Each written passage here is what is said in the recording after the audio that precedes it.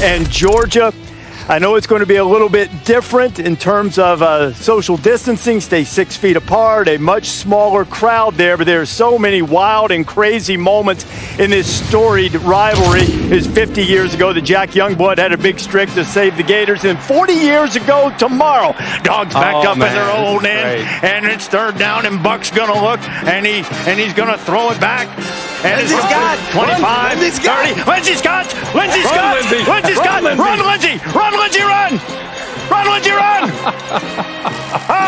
I broke my chair. It was a metal chair, had a 5-inch cushion on it, and the whole stadium's coming down. That's way too good. That's 21. No Sean Marino. Remember, have a dance party. Couldn't beat him. Out of character for Mark Richt to say, if you're not in that end zone when we score, you're going to run on Monday. And it gave him the juice. Yeah, it did. It gave him the juice to beat Tebow and company.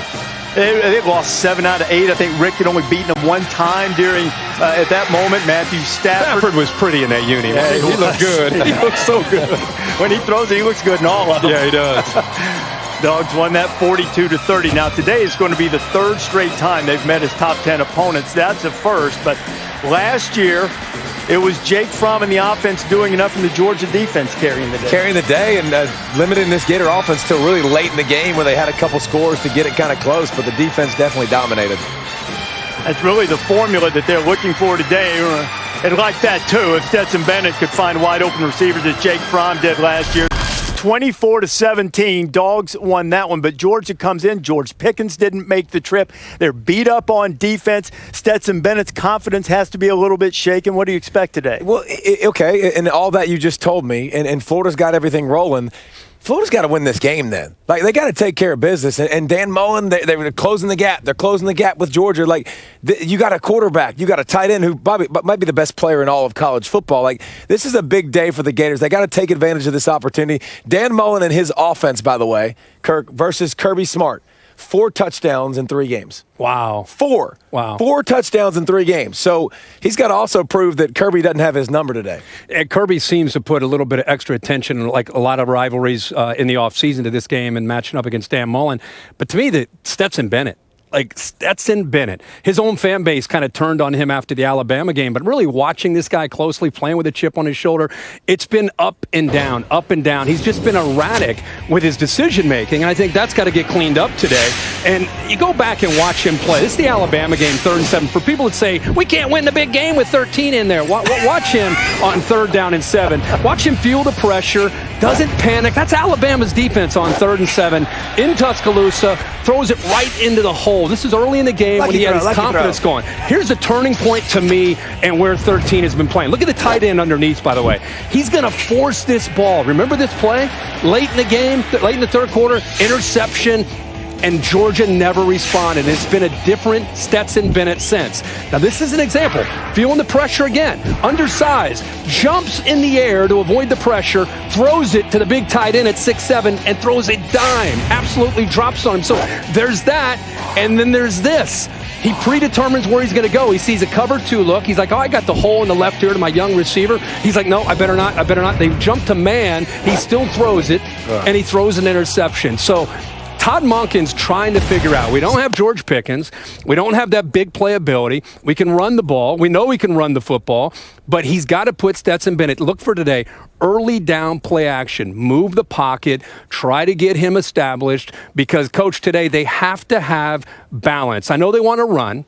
I know they want to possess the ball and keep it away from Kyle Trask. But I think Stetson Bennett's going to have to avoid the kind of erratic behavior that we've seen since that 4th quarter in the Bama game. Kirk, one stat that favors Georgia is they are number 3 in rushing in the SEC. Florida is number 9. Why is that important? Well, in the past 14 years, the team with the most rushing yards wins. Dez, no wonder Georgia is a 3-point favorite. Go Gators. That's an excellent point, Coach. But I tell you what, they're just so beat up on defense, and we've known that throughout the season. That's been their calling card, their defense, one of the tops in the nation. And when you look at Stetson Bennett, great job by Kirk breaking it down in the last couple of games, 5 interceptions. That Alabama game, people don't understand. He started off on fire, but don't forget, in the first half, Alabama, they were without their safety, Jordan Battle. He was suspended for the first half because of a targeting violation in the previous game. But when he came back in the second half, that's when the tables turned for Alabama's defense, and that's when they were really effective, making sure that Stetson Bennett wasn't completing those throws and getting some turnovers. So I think that Stetson Bennett is a guy that manages the offense. Since they can't run the ball, they're going to have to run it. But without those guys on defense, it's going to be a long day for the Georgia Bulldogs. Dan Mullen's offense is going to have fun today against Georgia. We'll see. I thought fun. I don't know. I thought Georgia really missed an opportunity last week. Bennett only threw 5 passes, 10 yards or more down the field. They should have let him get some more opportunities. They could have given Kentucky the ball in the 30 every time, and we're going to score a touchdown. And I think they called the plays obviously like that. They did. Yeah, just being safe. Still to come on College Game Day. Pac-12 after dawn. Get you ready for USC and Arizona State.